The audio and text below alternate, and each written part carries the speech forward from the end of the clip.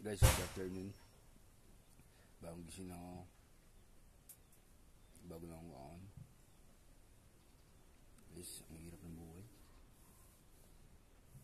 Makakapaisip ka ng mga mahirap na mga, mga malungkot na bagay kung naghihirap ka. Kung mahirap yung sitwasyon mo.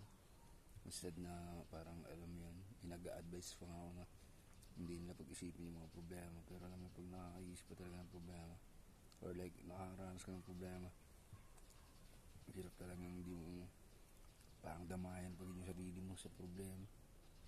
Instead na parang you look at the other side, the brighter side of your problem. Parang gusto mo pa rin magmukmuk talaga. Kaya napaisip ako magkumanta ngayon ng malulungkot na kanta ng Eraserheads. Dalawa yung naisip ko eh. Alam mo yun, pag may problema talaga, isang kailangan talagang i-cherish talaga yung problema para maging matatag ka. Kailangan dibdibin pala talaga. Paano? Pero kanya man, alam mo din yung limitasyon ng pagmumukmuk mo. Kasi pagka hindi ka din alam mo yun, hindi ka nakantabay dun sa mismong kalungkutan, iba yung pupuntahan. Pero pag alam mo yung before mo isipin, something iniisip mo, alam mo yung hanggang doon ka lang, meron kang boundaries para mo lang ma-enjoy din yung problema ni enjoy, no? Tangina, nakakainis talaga kasi ang dami problema guys, hindi nyo lang alam. Lahat naman tayo may problema, sabi nga na i-research sa kanta ng easy ka lang, diba? Next time kakanta yung easy ka lang, but before naka-prepare ako dun sa malungkot ko na problema kasi, so ito yung malungkot din na songs. Pero again, dun sa kanta ng easy ka lang, diba, may line din na tayong lahat ay may problema, sino nga bang wala, diba? So hindi ka dapat talagang sobrang hindi sobrang konti lang.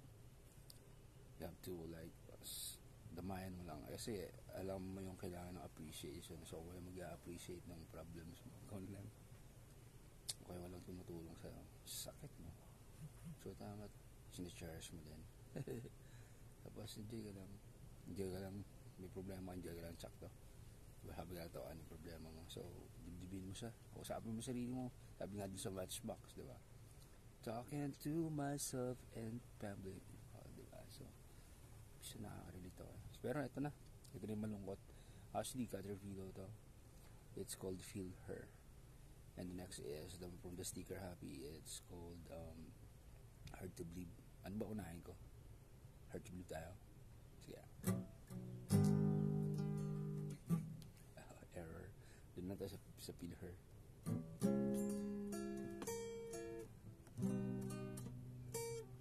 Error. Balik tayo sa Sticker Happy. 1, 2, 3, 4.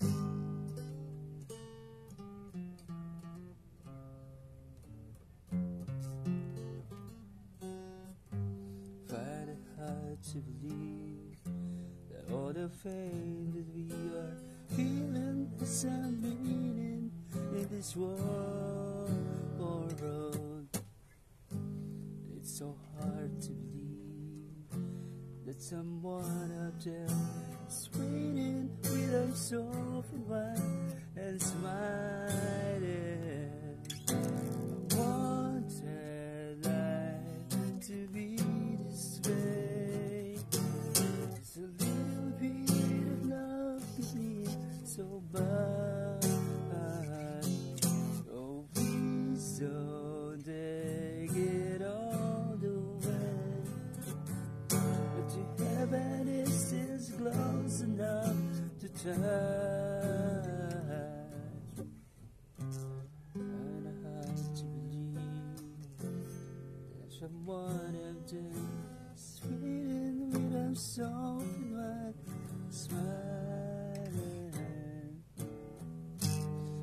Find it hard to believe that someone out there is waiting with arms open wide. Want that life to be this way. Just a little bit of love could mean so much. Actually, masarap sa kantahin, no? Parang nag-rumble yung lyrics ko, hindi ko kasi memorize eh. Memorize ko sa pag napahinga ko ulit yung full shot. Pero kung ganito, nalimutan ko na. Sa parang first stanza, perfect ko yung lyrics. But in the second stanza, parang bumabalik ko sa first stanza. Diba? Pag dinadamayan yung problema mo, okay, diba?